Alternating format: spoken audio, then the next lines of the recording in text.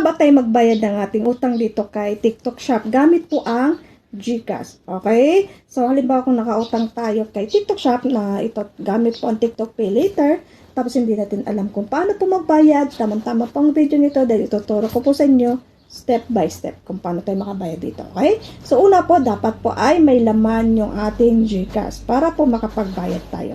Okay, so, ang kasunod po, punta po tayo sa ating TikTok Shop. Ayan. Then, hanapin po natin yung Pay Laters nasa taas. Ayan, makikita nyo naman agad, no? So, tap lang natin yan. Okay, so dito po kayo kasunod mapupunta, no? So, siya nga pala sa mga bago lang po naligaw sa channel ko.